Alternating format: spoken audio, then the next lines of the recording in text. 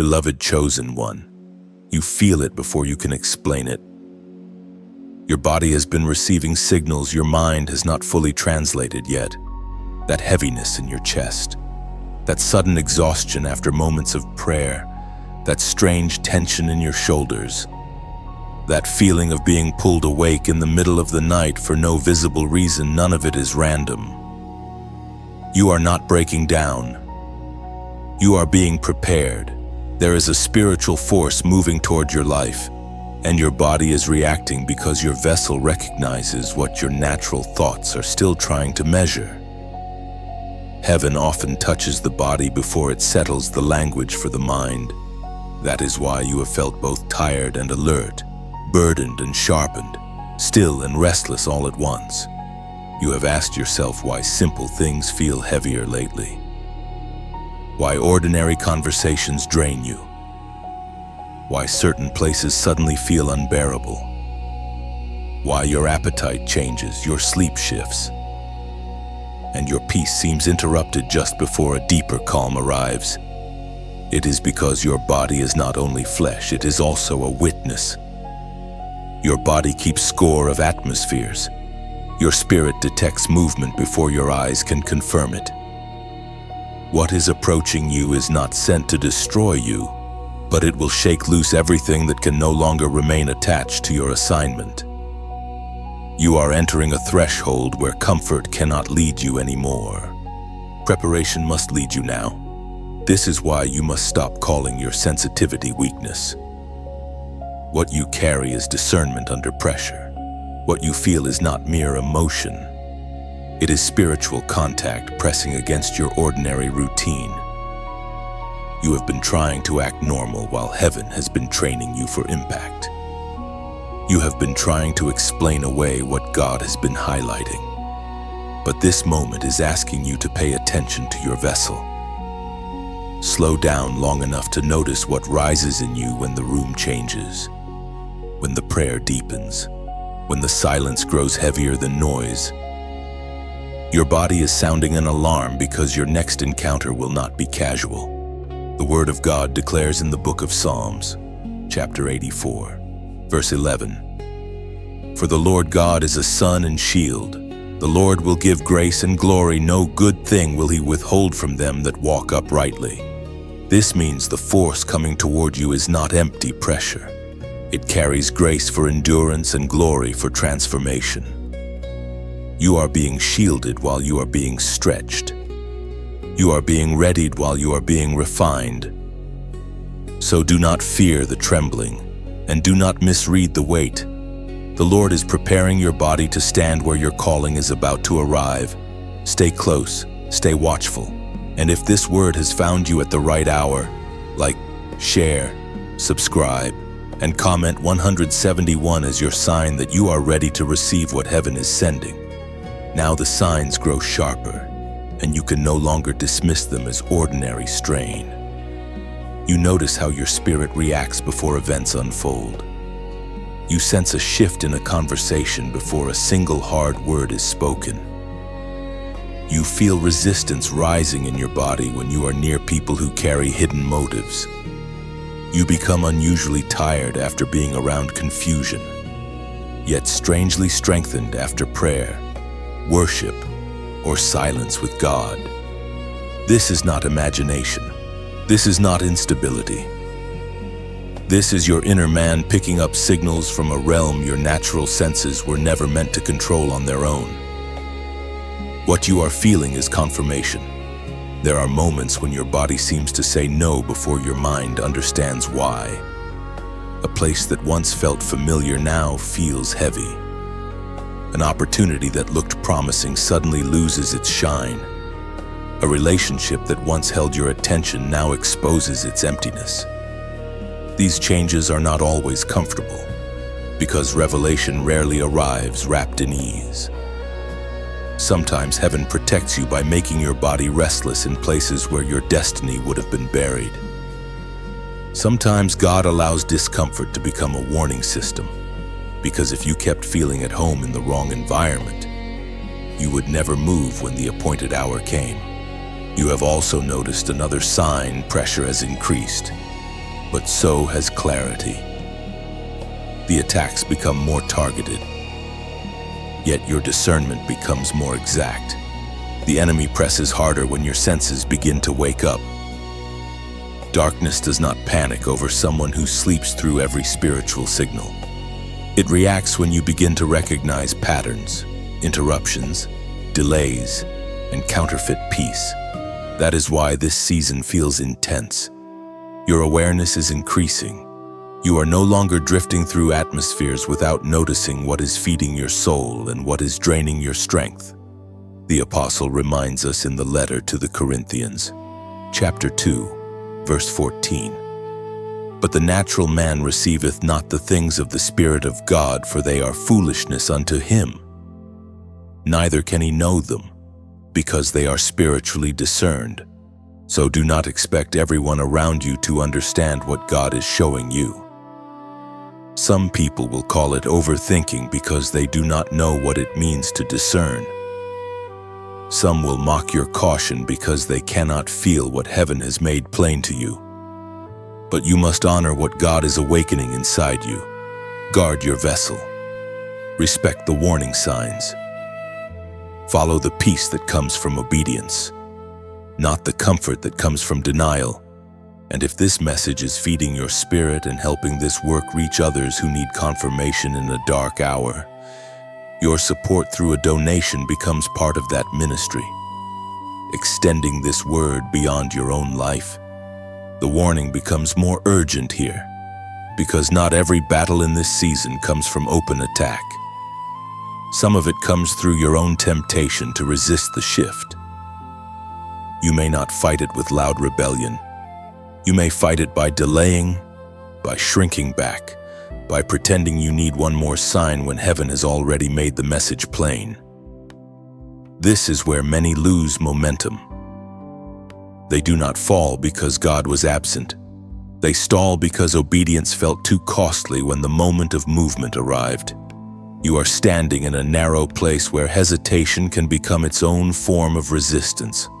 That is why your body has felt the strain of this transition. Part of you knows the old patterns cannot go with you. Part of you still remembers the false safety of what is familiar. But the familiar is no longer safe when God has called you beyond it. What once comforted you can become a cage if you keep returning to it after revelation has come. You already know something must change in your habits, in your atmosphere, in your boundaries, in the way you respond when God pulls on your spirit. The warning is not meant to shame you. It is meant to spare you from wasting a sacred hour. Do not resist what is making you holy just because it is making you uncomfortable. Do not label the pruning as abandonment. Do not call the pressure cruelty when it is actually precision. There are things in you that only leave when the fire gets hot enough. There are attachments, appetites, distractions, and quiet compromises that cannot survive where God is taking you. That is why the struggle feels internal before it becomes visible. The battle is over surrender. Will you obey while the door is open, or will you keep negotiating with what God already told you to release? The voice of God thundered in the book of Exodus, chapter 14, verse 14. The Lord shall fight for you, and ye shall hold your peace. This is your instruction now. Stop wrestling in your own strength with what only surrender can settle. Hold your peace does not mean do nothing. It means stop panicking. Stop arguing with divine instruction. Stop empowering fear with constant inner noise. Let the Lord fight for you by agreeing with Him quickly. The shift is not your enemy. Your resistance is. And once you yield, what felt like pressure will become power. What felt like loss will become alignment. What felt like confusion will become direction. So write this below. Yield me, Lord. Let that short phrase become your act of surrender, because those words declare that your will is stepping aside so God can complete what He has already begun in you. This is the moment to release the argument and embrace the change. Now the force arrives, and it does not enter your life to decorate what already exists. It enters to rewrite you. This is why the process feels deeper than emotion and stronger than motivation. You are not merely being inspired. You are being altered. The spiritual force pressing upon you begins to move through the places where fear once hid, where old grief once settled, where hesitation once delayed your obedience. It reaches beneath your practiced language and touches the roots. What God does in this hour is not surface repair. It is inner reconstruction. You feel it in the way your thoughts begin to lose appetite for what once consumed you. You notice it in the way certain desires dry up without warning. You recognize it in the way your spirit rises against compromise faster than before. Things that used to hold your attention now feel hollow. Battles that once ruled your mind begin to weaken, not because you became stronger by human effort alone, but because a greater presence is taking command of your interior world. The force of God does not ask permission from the chains that used to bind you. It breaks their rhythm and establishes a new order within you. This is also why your body has felt the weight of this encounter. Transformation is holy, but it is not always gentle. When divine power moves through a willing vessel, it shakes what is unstable. It confronts what is hidden. It exposes where you have been surviving on fumes instead of living from the breath of God. Yet this shaking is mercy. God is not tearing you down to leave you empty. He is removing weak structures so that your life can carry a heavier glory without collapse. He is building endurance where there was fragility, conviction where there was mixture, and authority where there was once only longing.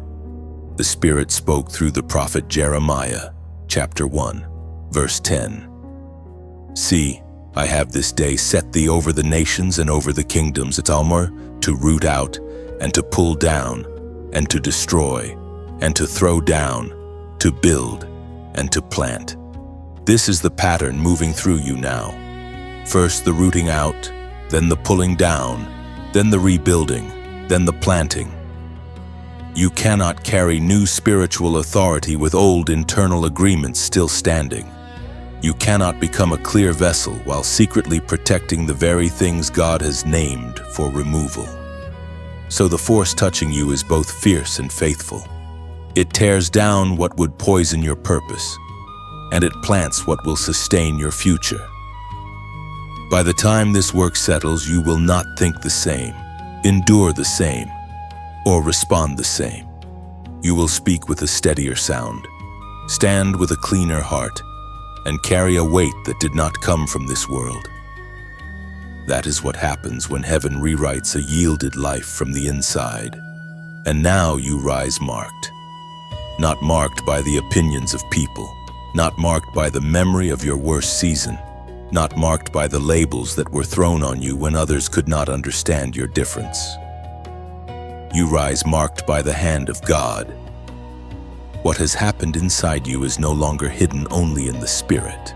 It begins to show in the way you carry yourself, in the way you speak, in the way you endure pressure without collapsing, in the way your eyes no longer chase every distraction that once pulled on your soul. You do not come out of this encounter looking for approval. You come out of it carrying evidence. There is a new steadiness on you now. You have been through the shaking, and yet you remain. You have been through the fire, and yet something holy has survived it all. That is the sign. The force that struck your life did not leave you scattered. It left you separated. It drew a line between who you were when fear ruled you and who you are now as purpose stands upright within you. You are no longer begging to know whether you are chosen. The transformation itself has become your witness. The peace you carry in pressure, the discipline you keep in secret, the discernment you use in silence, all of it reveals that heaven has placed its seal upon you. This is where many around you will notice the change without having language for it. They will sense that your presence carries weight, They will feel that your words land differently. They will wonder why you no longer bend so easily toward confusion, delay, or compromise. It is because something eternal has settled on your life. You have learned that being set apart is not loneliness. It is protection. It is alignment. It is the sacred evidence that God trusts you with a portion of glory that cannot be handled carelessly.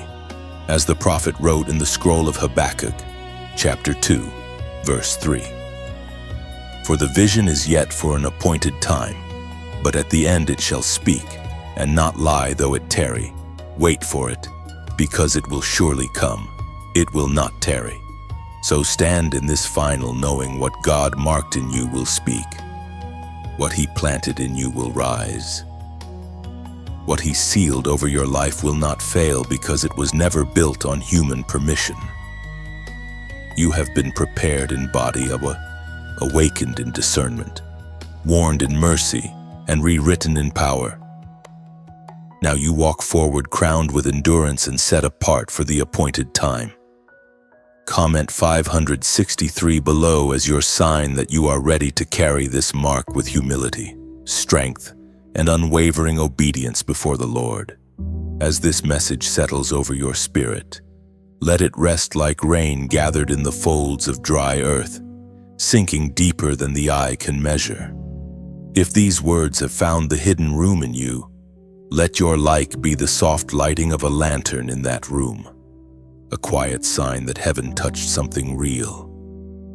Let your share become the passing of that lantern into another trembling hand, so someone else may see their way through the dusk.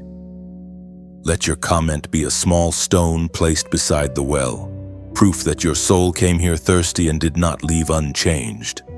Let your subscribe be like choosing to remain near the river instead of wandering back into a barren land. And if your heart feels moved to donate, let it be as one more drop of oil poured into a vessel, so this light keeps burning for the weary who are still searching for home.